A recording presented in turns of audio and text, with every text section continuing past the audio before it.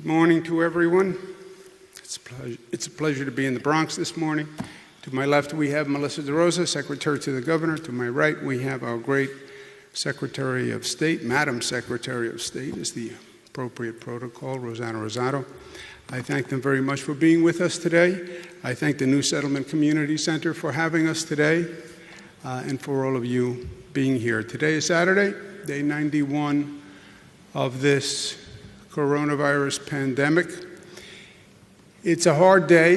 It is a day of light. It is a day of darkness. It's a day where we see how far we have come in so many ways, but yet a day where we see how far we need to go in so many ways.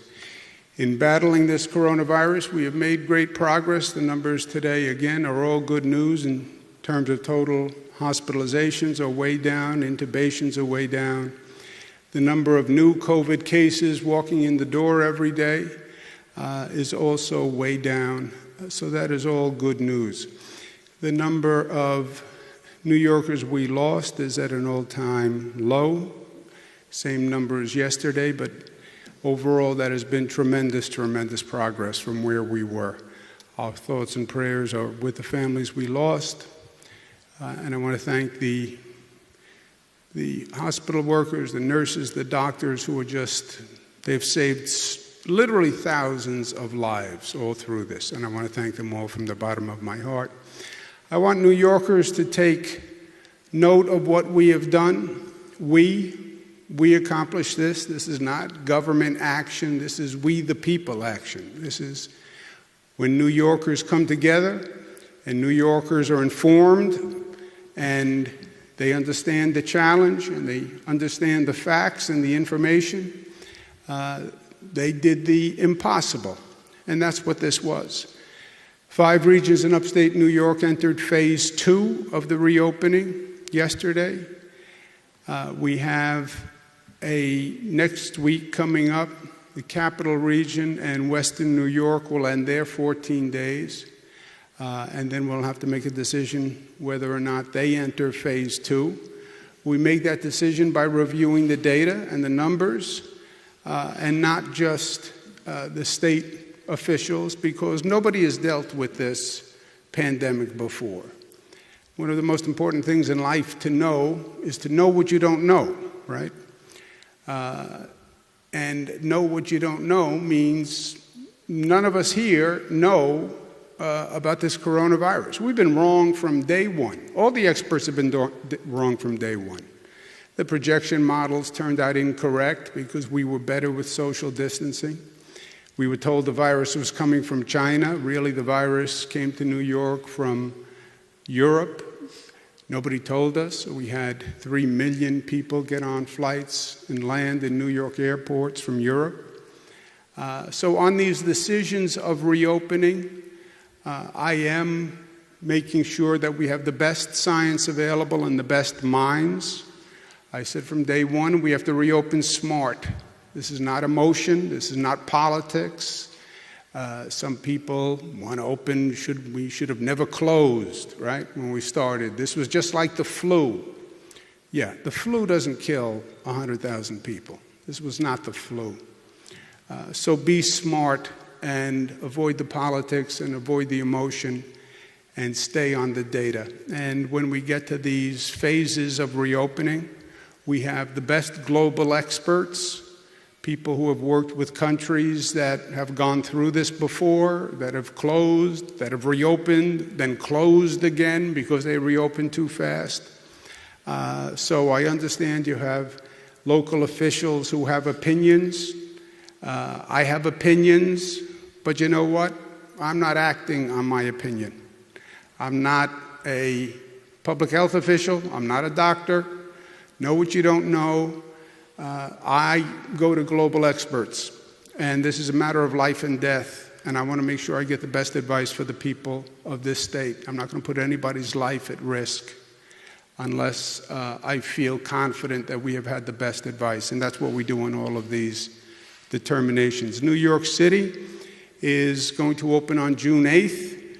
We have work to do still, but we'll get it done by June 8th. Remember, New York had the worst situation, and that we've made this remarkable turnaround this quickly is something we should all be proud of. We're going to be focusing this next week on the hospital system. We learned painful lessons with our hospital system. We came up with a new program called Surge and Flex in the midst of this. When it comes to hospitals, we don't really have a public hospital system. We don't even really have a hospital system. We have, in the New York City area, 100 private hospitals. And private hospitals operate as private hospitals. They have their own mission, they have their own business interests, they operate unto themselves. That's how it's always worked. We only have about 11 public hospitals. They're in New York City, operated by New York City, called the H&H hospitals. But there are only 11 of them. The public hospitals cannot handle any outbreak of any size. We've learned that. We need those private hospitals operating in a way they never operated before, which is basically managed as one public health system. And that's a dramatic difference from anything that happened before. And on the first go-around, we had to design the airplane as we were flying it. And the Surge and Flex was coming up with a management system for those private hospitals who had all acted independently. We want to make sure we have that refined over this next week, because if we have a problem, we need all of those hospitals to work together, where we can shift patients, we can share resources, that kind of coordination. The MTA, the public transportation, has been getting prepared. They're disinfecting trains like never before, but they have another week of work to do, and they will be ready. And then we want to focus on the 10 hotspots. The 10 hotspots are those areas that we have identified through testing where we're still generating new cases. And we have, we're the most aggressive state in the country in actually doing testing, and the testing tells you where the new cases are coming from. We call them hotspots. If you look at them, we can actually identify them by zip code. And it's a dramatic difference between the overall city situation and the situation in these zip codes. Overall city situation is about 19-20% infection rate. Some of these zip codes, you have an over 50% infection rate. Just think about it. So we're targeting those zip codes as places. We want to get down that infection rate, get down the new cases in those hotspots. They tend to be in the outer boroughs, non-New Yorkers. There was a concept called outer boroughs. There is no inner borough. Manhattan is the inner borough, but nobody calls it the inner borough. I'm a child of an outer borough. I'm from Queens. Queens, Brooklyn, Bronx, Staten Island, those are the outer boroughs. You're not in Manhattan, so you are an outer borough, which had all sorts of ramifications. But you look at where the hotspots are, they're in the outer boroughs. They're in Bronx, Brooklyn, predominantly Bronx, Brooklyn, a little bit in Queens, actually my old neighborhood in Queens. Let's focus on those zip codes over the next week. These hotspots are not coincidentally predominantly low-income and minority communities. And that again raises the issue of disparity and inequality. We're going to be adding more testing sites in these areas. We need people to come out, get tested, find out who has the virus, who has the antibodies, who is possibly contagious. Even if you're a young superhero and you think you're immune from the virus, you can give it to someone else. You can give it to your mother, your father, your aunt. You have people living in dense communities. You have many people in one housing complex. You can't socially distance in an elevator in public housing. It does not happen. This is where the infection rate is spreading. We're going to do more PPE, more hand sanitizer, more education, more communication about how important these things are. But we have to get deeper also. And we're working with Northwell Health, which is the largest hospital system in the state of New York, to actually develop better healthcare connections in these communities. Where you see a high death rate is where you have people with underlying illnesses. If you have diabetes, if you have hypertension, if you are immune compromised, then you're more likely to die. And that raises the question, well, why didn't we address these health disparities better? And we want to take this opportunity to do that with Northwell Health, because we have to address the inequality in healthcare. If you look across this nation, proportionately, many more people of color died from the COVID virus than white people. That is a fact. There's a slight disparity in New York State, nothing like what it is in other states, and we're proud of that. But there is a disparity, and there is an inequality, especially across this country. That has to be addressed. That has to be addressed. It came to light. It was exposed because of this situation. But it was there, and it has to be addressed. And there is a larger context for this conversation today, right? For 90 days, we were just dealing with the COVID crisis. On the 91st day, we have the COVID crisis, and we have the situation in Minneapolis with the racial unrest around the George Floyd death. Those are not disconnected situations. One looks like a public health system issue, COVID, but it's getting at the inequality in healthcare also on a deeper level. And then the George Floyd situation, which gets at the inequality and discrimination in the criminal justice system. They are connected. The George Floyd death was not just about George Floyd, and we wish his family peace, and they're in our thoughts and prayers. But we tend to look at these situations as individual incidents. They're not individual incidents. When you have one episode, 2 episodes, maybe you can look at them as individual episodes. But when you have 10 episodes, 15 episodes, you are blind or in denial if you are still treating each one like a unique situation. We have an injustice in the criminal justice system that is abhorrent. That is the truth. It doesn't make me feel good to say that. I'm a former prosecutor. We have injustice in the criminal justice system, which is the basic purveyor of justice in this society. And it's not just George Floyd. You look back even in modern history, in my lifetime, this started with Rodney King. Rodney King was 30 years ago. We suffered in this city through Abner Louima and Amadou Diallo and Sean Bell and Eric Garner. How many times have we seen the same situation? Yes, the names change, but the color doesn't. And that is the painful reality of this situation. And it's not just 30 years.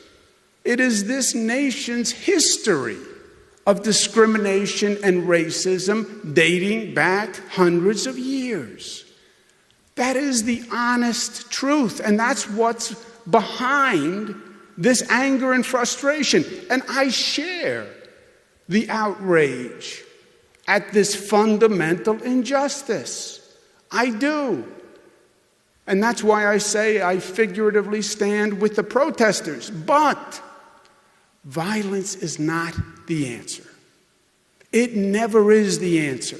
As a matter of fact, it is counterproductive, because the violence then obscures the righteousness of the message and the mission. And you lose the point by the violence in response. And it allows people who would choose to scapegoat to point to the violence rather than the action that created the reaction. The violence allows people to talk about the violence as opposed to honestly addressing the situation that incited the violence. The violence doesn't work. Martin Luther King, Dr. King, God rest his soul, he taught us this. He taught us this. He knew better than anyone who is speaking to us today on this issue. Returning hate for hate multiplies hate. Hate cannot drive out hate, only love can do that. Yes, outrage, yes, anger, yes, frustration, but not violence. Last night we saw disturbing violent clashes amidst protests right here in New York City and Brooklyn. And we all saw the video last night. I'm asking Attorney General James to review the actions and the procedures that were used last night, because the public deserves answers and they deserve accountability. I spoke with the mayor. He wants an independent review of what happened yesterday. I agree, and we agree that the Attorney General is an independently elected official in the state of New York. Many other states, the Attorney General is appointed by the governor. Not here. She's an independently elected official. She has proven herself competent and capable in being independent, and we're going to ask her to take a short period of time, review last night, and to do a report to the public, and let's see what we can learn, what was done right, what was done wrong, because people do deserve answers. We had legislators who were at the protest, state legislators, last night, and there was a significant amount of concern about what actions were taken. But on the larger point, in this pandemic, over the past 91 days, we have done extraordinary things. When they first talked to me about this virus, they were not sure it could be controlled. When we first talked about socially distancing, nobody knew what that meant. Nobody knew that you could even do it. Would people listen? Would New Yorkers listen? Which takes the question of people to a different level, because we're New Yorkers. Could a government official, could a governor get up and say to 19 million people, we need to close down everything. We need to socially distance, 6 feet, wear masks, PPE. Could a community rise to that occasion?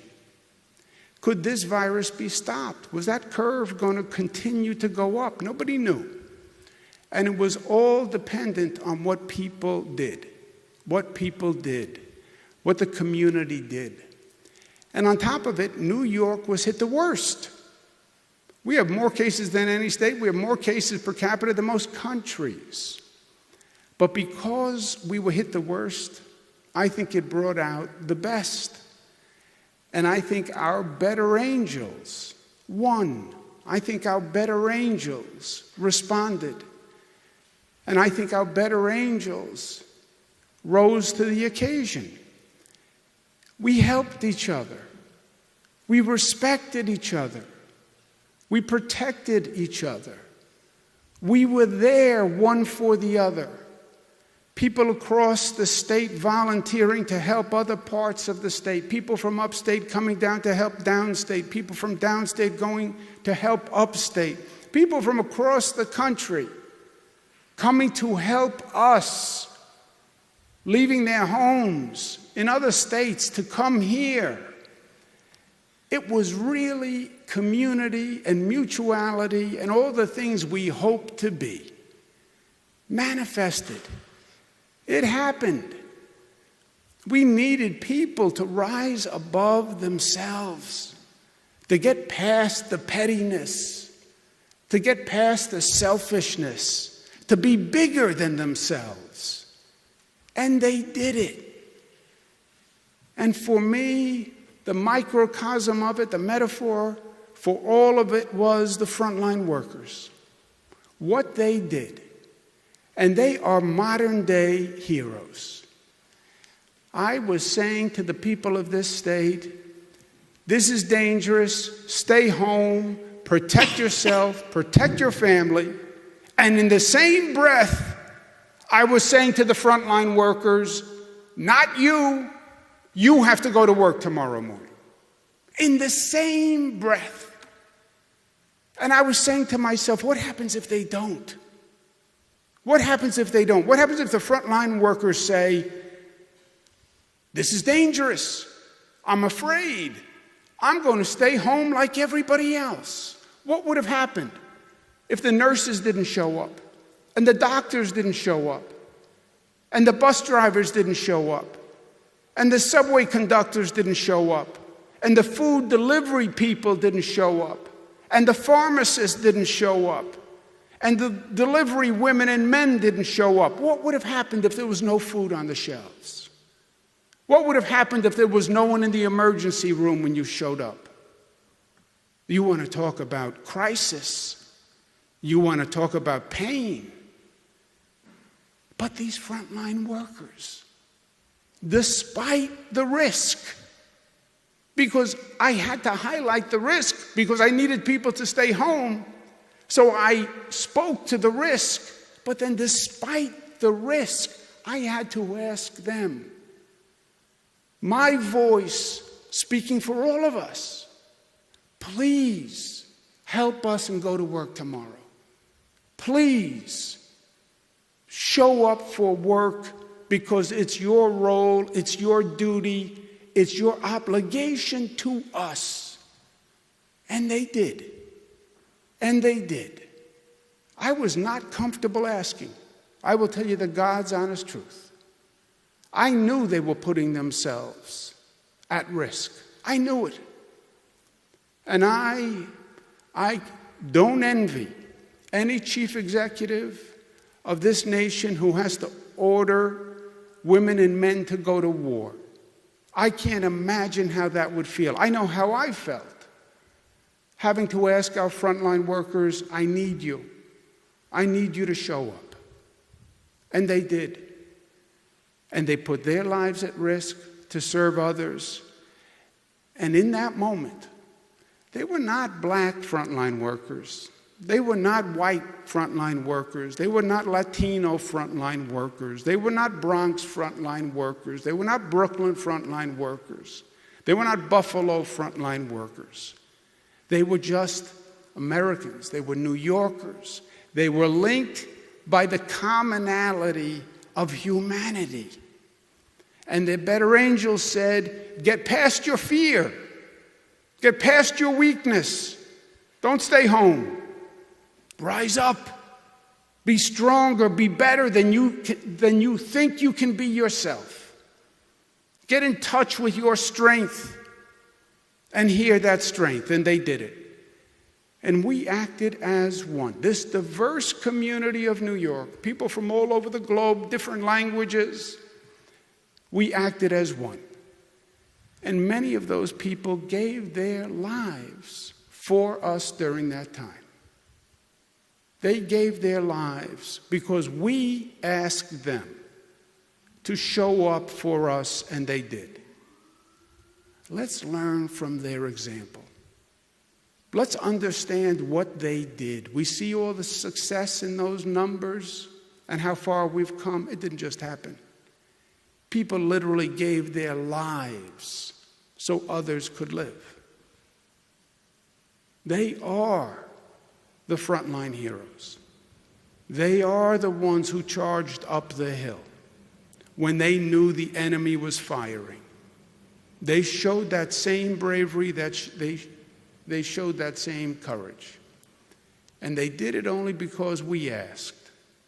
Not because they were getting paid more money or they were going to get a medal, because they didn't. They did it because it was the right thing to do. They did it out of love. That's what they did. They didn't die in vain. They have changed me. And I believe they have made me a better person by their example and by their lesson. And I will never, ever forget what they did. And I will strive to be half as courageous and half as brave as they have been. And to hear those better angels, and to get in touch with that strength, and to respond from that strength. That's their spirit. Yes, be outraged. Yes, be frustrated. Demand better. Demand justice. But not violent. Not violent. Productive and smart.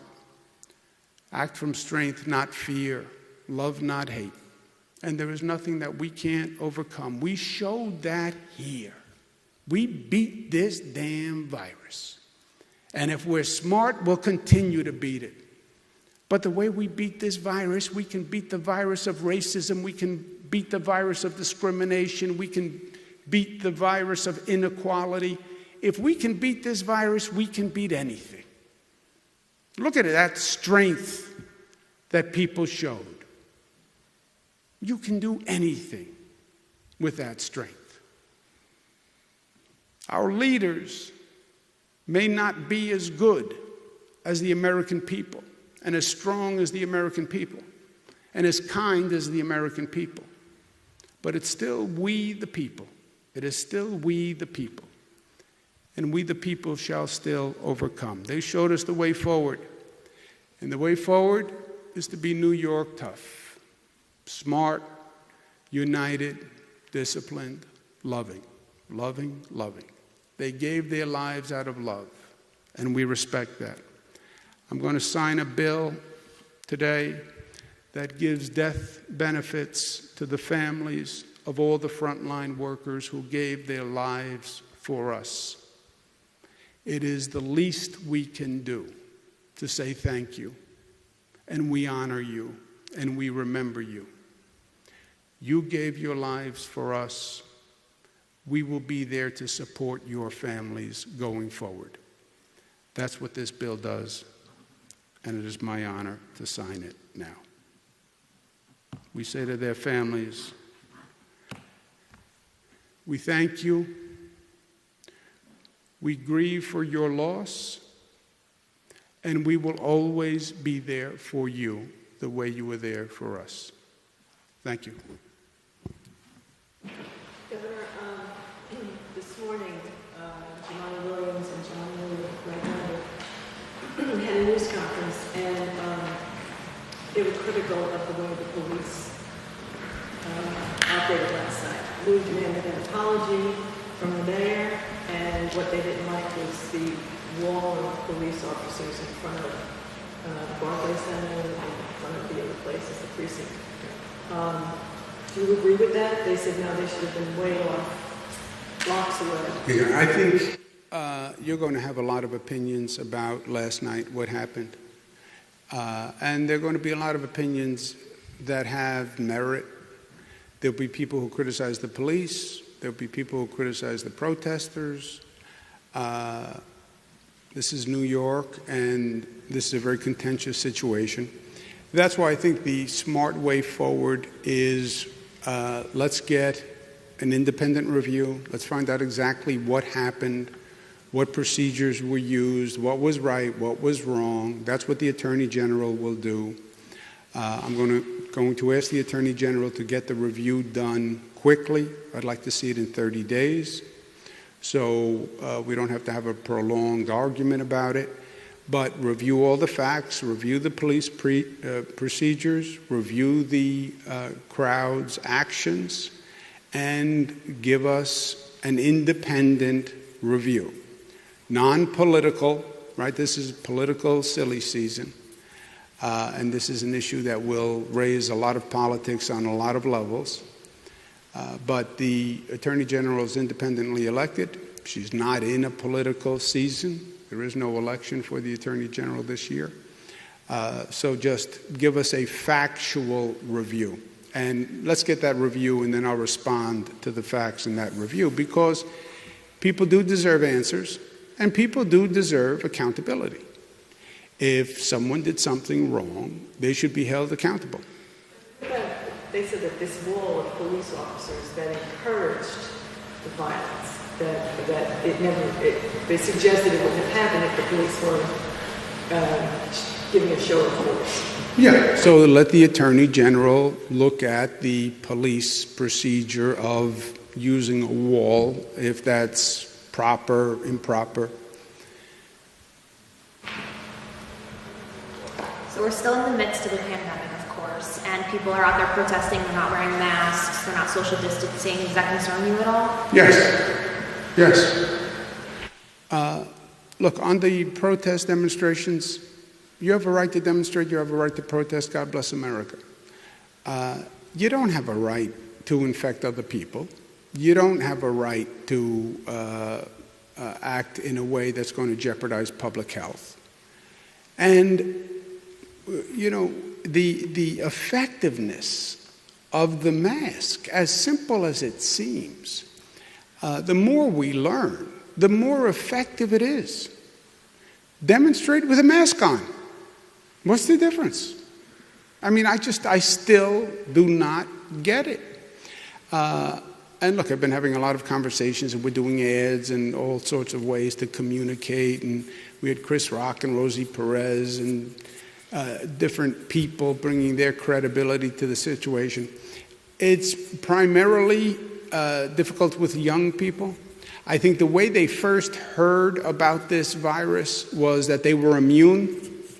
I remember there's a video clip during the Florida spring break where you had all those young people on the beach in Florida. And there's a clip of a young gentleman saying, I'm not going to let this coronavirus bother me. I can deal with it. Only old people have to worry about it. It's not going to stop me from partying. Is it really? Party on. Forget COVID. Yeah, even if you think you're a superhero because you're young and you're strong, you can get it and then infect someone else. So it's just wholly irresponsible. And I don't see any justification not to wear it, and I'm going to try as hard as I can through every vehicle that I can to say, look, you're just wrong. You know, you can have an opinion, but there are also facts. And you're wrong not to wear a mask. I think you're disrespectful. I think you're putting other people's lives at risk needlessly. And those are facts, right? So demonstrate, wear a mask. Governor, this is the second review that's been announced today over the events of last night. People are still on edge. There are more protests planned for today. It doesn't sound like police are going to wait 30 days on how they should respond. Protesters aren't going to wait 30 days on how they should respond. What do you think needs to change so this doesn't happen again tonight? Well, I have no doubt that the mayor and the police are going to have serious conversations today about last night, and they should. We all saw the video, and accountability works, and I know the mayor has taken note of last night, and I'm sure there are going to be conversations today about how to handle tonight and going forward. Governor, as much as the protests last night highlight potential systemic issues with the police response to the protest, you know, the most prominent video of the officer throwing the woman on the ground, you know, has led to some details that this was the latest in the history of bad behavior by this one cop. A lot of state lawmakers are now saying that 50A in state law should be repealed.